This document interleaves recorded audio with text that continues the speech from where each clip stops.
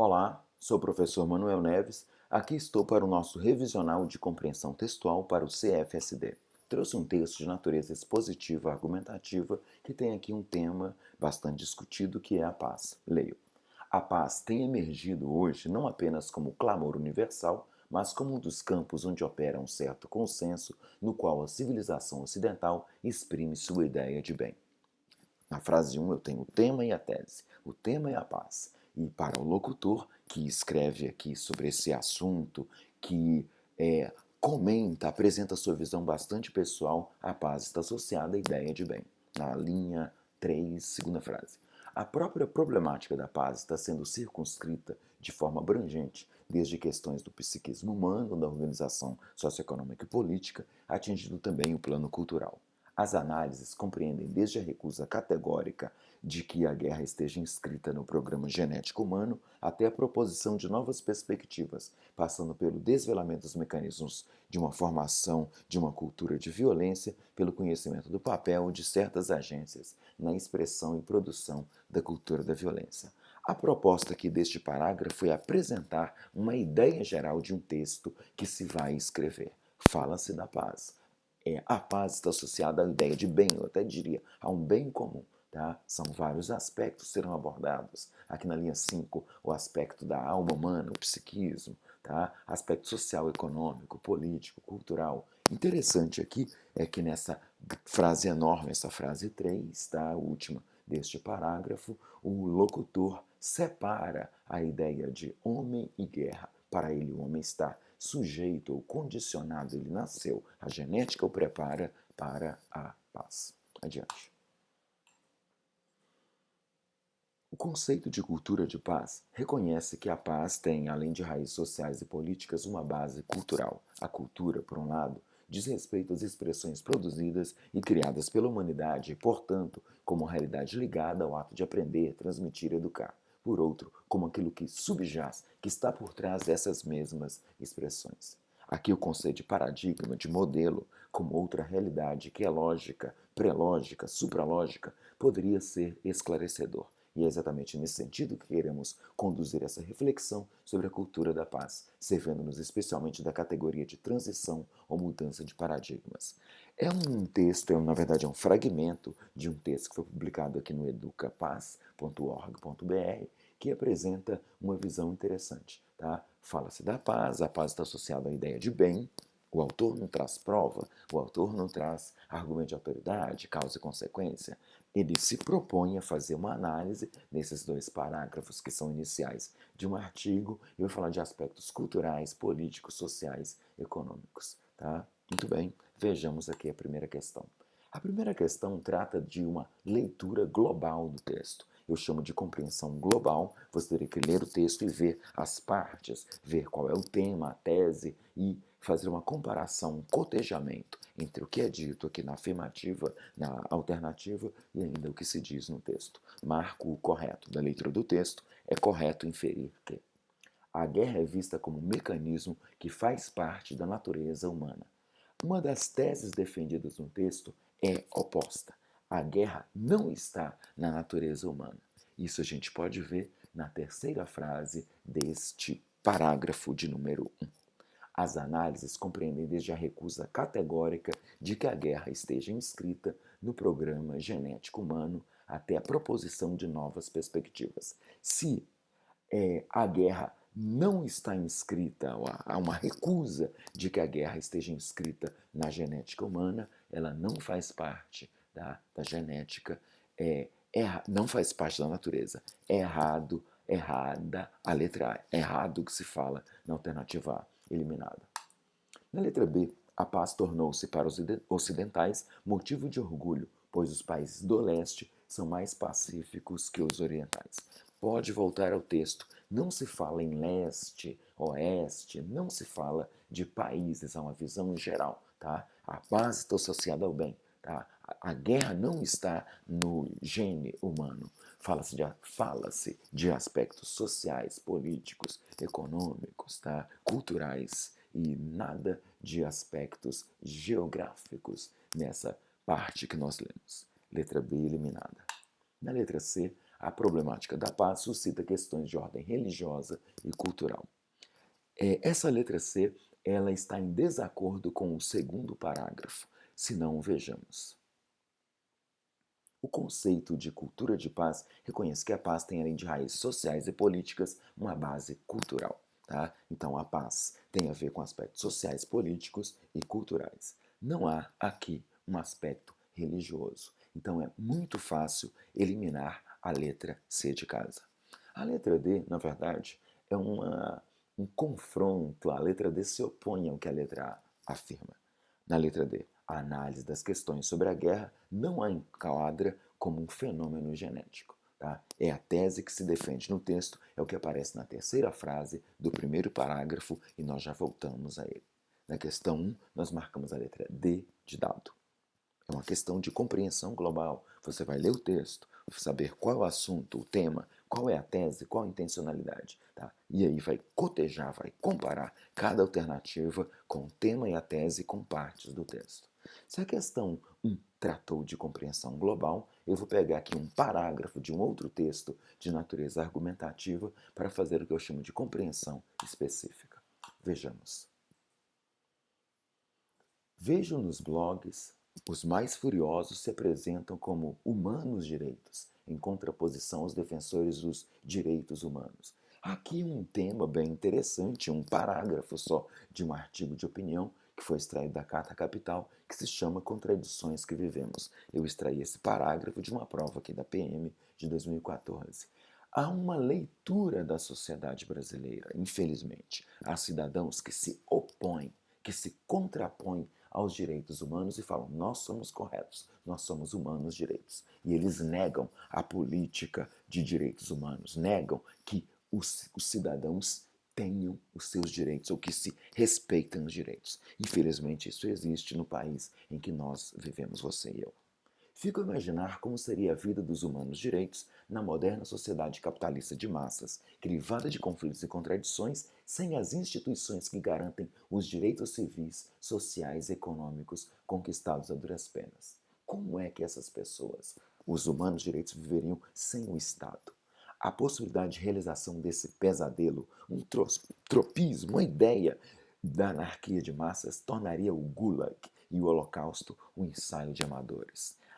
O tema, tá, é a contraposição entre pessoas com pensamento de direita, pessoas com pensamento conservador contra os direitos humanos e um pensamento mais humanista que defende os direitos humanos. O locutor aqui fala que o mundo, se fosse do jeito que esses cidadãos que falam de humanos direitos, tá, se o mundo fosse assim, o mundo seria pior do que os campos de concentração soviéticos, o Gulag e nazista. Aqui onde ocorreu, evidentemente, o Holocausto. Obviamente, tema e tese. A tese é uma crítica às pessoas que se opõem aos direitos humanos. Vejamos a questão de compreensão específica. Sobre o trecho lido anteriormente, é correto afirmar que os direitos civis, sociais e econômicos possuem instituições que lhes caucionam, que lhes garantem e foram conquistados com dificuldade. Isso é certo. Vejamos. Na segunda frase, linha 3. Fico a imaginar como seria a vida dos humanos direitos na moderna sociedade capitalista de massas, crivadas de conflitos e contradições, sem as instituições que garantem os direitos civis, sociais e econômicos, conquistados a duras penas. Então, na sociedade capitalista de massas, existem instituições que garantem, tá? A polícia, o Estado, tá? O poder legislativo e vai por aí. Instituições garantem os direitos civis, sociais e econômicos. Esses direitos foram conquistados de forma muito difícil, infelizmente. Civis, sociais e econômicos, os direitos. Volto aqui. Civis, sociais e econômicos. Esses direitos são garantidos por instituições, principalmente pelo Estado, e foram conquistados com dificuldade. Na letra A, eu tenho uma paráfrase. Na verdade, quem escreveu essa questão pegou aquele fragmento do texto e mudou algumas palavras. Tá? Dá para marcar a letra A sem dúvida alguma. Só lembrando, se você não souber o que é calcionado, aqui calcionam, se você não conhecer a palavra, leia as alternativas e compare com o texto. Assim, você pode, mesmo desconhecendo o significado de uma palavra aí um pouco mais desusada, um pouco mais difícil, você pode acertar a questão. A questão 2 deve-se marcar a letra A. Eu leio e analiso, entretanto, as outras opções. B. As expressões humanos direitos e direitos humanos não têm sua semântica alterada pela inversão das palavras que as constituem. Tá? Humanos direitos, evidentemente as palavras estão opostas a direitos humanos. Humanos direitos são pessoas que acreditam que só fazem o que é certo e que acreditam que as pessoas que precisam dos direitos humanos são vagabundos. Tá? O conceito é totalmente oposto, muda aqui o substantivo e o adjetivo mudam de lugar e muda o sentido. E aqui na letra B fala-se que as expressões não têm sua semântica alterada pela inversão das palavras. É falso, não posso marcar a letra B de bola. A moderna sociedade capitalista de massas é repleta de sublevações e simetrias. Aqui é uma paráfrase de novo do texto. Eu vou procurar o fragmento em que se fala da moderna sociedade capitalista de massas. Linha 3. Última palavra. Moderna sociedade capitalista de massas crivada de conflitos e contradições. Moderna sociedade capitalista de massa é repleta de sublevações e simetrias, conflitos e contradições. Contradições é o oposto de simetria. Simétrico é o que é parecido, o que tem uma forma muito próxima. Contradição é o oposto. Tá? Aqui, quem escreveu a questão fez uma antonímia, colocou um antônimo para ver se você conseguia perceber. Está incorreta, obviamente, a letra C. Eu vou para a letra D. O Holocausto e o Gulag são considerados, indubitavelmente, sem sombra de dúvida, movimentos amadores, que é o finalzinho do texto. A possibilidade de realização desse pesadelo, um tropismo da anarquia de massas, tornaria futuro do pretérito. É uma hipótese uma hipótese situada no passado. Então não é indubitavelmente, tá? A polícia aqui, quem escreveu a questão, explorou inclusive os tempos verbais para indicar certeza e hipótese. A letra D está eliminada. Na questão 2, marcamos sem dúvida a letra A de ativa, que é uma paráfrase do texto. A questão 3 traz aqui um assunto ou um tema de valor dos articuladores. Tá? São as conjunções coordenativas e subordinativas, um fragmento. A cultura, por um lado, diz respeito às expressões produzidas e criadas pela humanidade e, portanto, como realidade ligada ao ato de aprender. O articulador em destaque, portanto, pode ser substituído no contexto frasal por, portanto, da ideia de conclusão, visto que é causa. Entretanto, é adversidade ou oposição, embora é concessão. Logo, é conclusão. Tá? Há uma tradição de, nas provas militares, se cobrar o valor dos articuladores, normalmente das conjunções coordenativas e subordinativas. Portanto, é uma conjunção coordenativa conclusiva, tal qual logo. Por isso, deve-se assinalar a letra D de dado. Na quarta questão aqui, eu trouxe uma outra questão que envolve sinonímia, sinônimo. Leio. E se um filho de um deputado for flagrado dirigindo bêbado, o caso muito provavelmente será abafado. Se não der, contarão uma história triste sobre os problemas psicológicos que o menino vem enfrentando. Todos se solidarizarão e tudo ficará por isso mesmo. A palavra que melhor resume o trecho destacado é ficar por isso mesmo é não dar em nada, tá? Impropério é um xingamento, não tem nada a ver com tudo ficará por isso mesmo. Impunidade, sim, ficar por isso mesmo é não ser punido, tá? É uma boa tradução aqui, é um bom sinônimo para essa expressão. Impudico, tá? É que não tem pudor, que não tem vergonha. Incitar é levar alguém a fazer alguma coisa.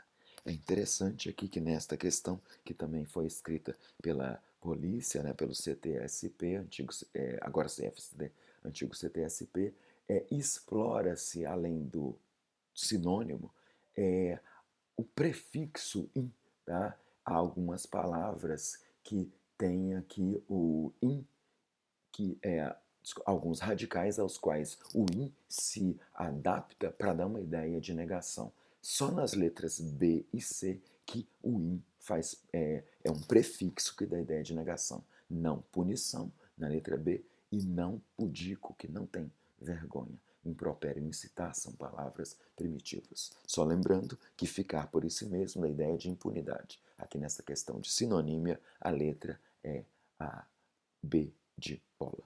Vamos lá. A próxima questão aqui explora vícios de linguagens. Assinale a alternativa em que o exemplo não corresponde ao vício de linguagem apresentado. Cacofonia. Ela é uma pessoa que se disputa sozinho qualquer cargo de chefia. Aqui, que se disputa, tá? Apesar de eu ter pronome relativo, um outro pronome, um verbo, né? Eu tenho uma palavra de baixo calão que se disputa. Eu tenho uma expressão de baixo calão, uma expressão aí que poderia causar constrangimento. Cacofonia é isso. O final de uma palavra, normalmente as últimas sílabas, e o encontro da outra sílaba formam um som desagradável, tá? Fonos é som, caco é desagradável, é ruim, tá? Então há sem dúvida uma cacofonia que se disputa, tá? O mesmo que lá, vou mijar, tá? A boca dela, tá? Muito bem, sabemos aqui, então a letra A realmente apresenta a cacofonia e nós não marcamos. Prolixidade.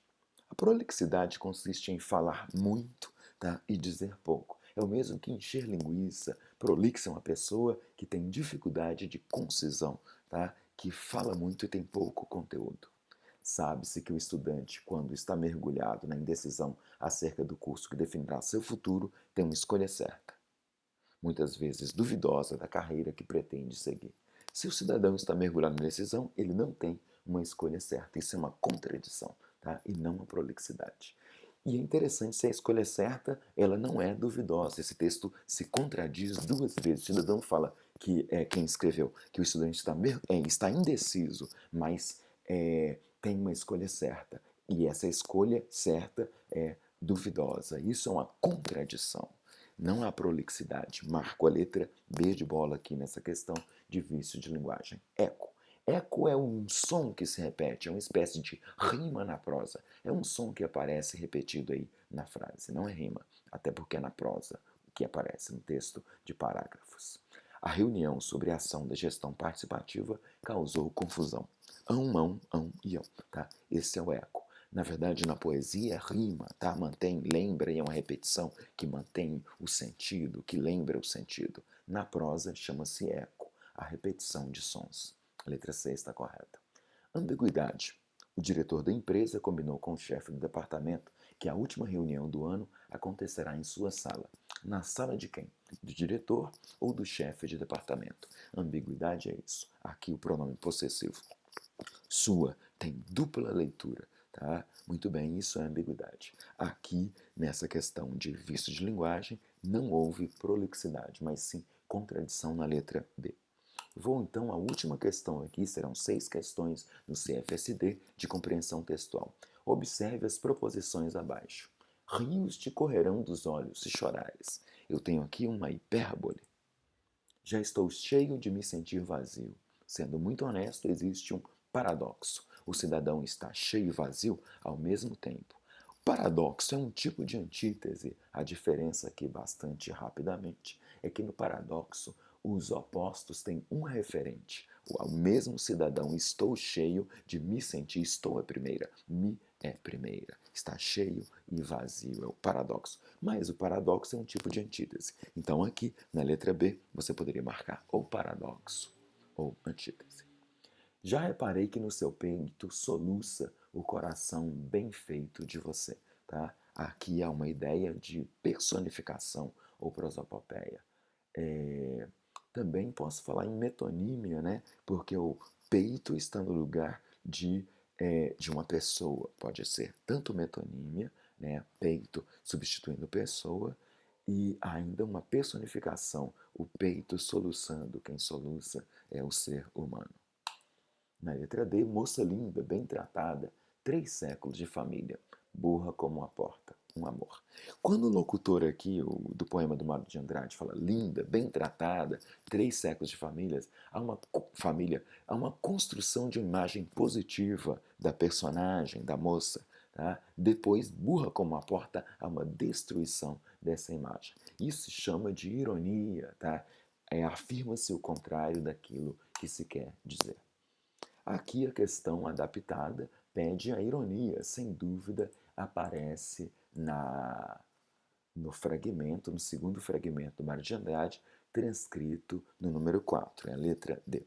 Essa foi a nossa revisão de compreensão textual para o CFSD. Nós vimos aspectos de compreensão global, tema e tese, vimos compreensão específica, sinonímia, vício de linguagem, figura de linguagem. Vimos aqui muita coisa, eu espero que você faça uma excelente prova. Prazer enorme.